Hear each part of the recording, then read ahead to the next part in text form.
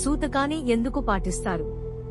పుట్టిన శిశువు యొక్క కుటుంబ సభ్యులు 10 రోజుల పాటు సూతకాన్ని పాటిస్తారు. దేవాలయాలకు వెళ్లకుండా, ఎలాంటి వేడుకలకు హాజరు కాకుండా ఆంక్షలు విధించుకుంటారు. అసలు ఇలా చేయడానికి గల శాస్త్రీయ కారణం తెలుసా? ఒక బిడ్డకు జన్మనిచ్చిన తర్వాత స్త్రీ చాలా బలహీనంగా మరియు అలసిపోయి ఉంటారు.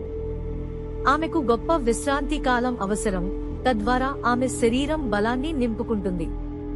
కాబట్టి వారు 10 నుంచి 14 వరకు రోజుల పాటు సూతకాన్ని అనుసరిస్తారు, తద్వారా వారి రోజువారీ పనులను కొనసాగించడానికి వారి శరీరం పూర్తిగా కోలుకుంటుంది.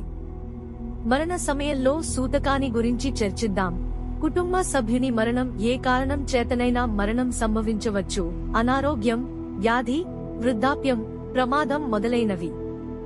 ఒక వ్యక్తి తీవ్రమైన అనారోగ్యంతో మరణిస్తే అతని ఇంటి వాతావరణం ఇతరులకు చాలా అంటువ్యాధి రావచ్చు. కాబట్టి సంతాపం కోసం అక్కడ గుమిగూడిన ప్రజలు పరిశుభ్రతను నిర్ధారించడానికి వారి వారి ఇళ్లకు తిరిగి వచ్చిన తర్వాత తప్పనిసరిగా స్నానం చేయాలి. మృతదేహాన్ని దహనం చేసిన తర్వాత కూడా మన సంప్రదాయాల ప్రకారం స్నానం తప్పనిసరి.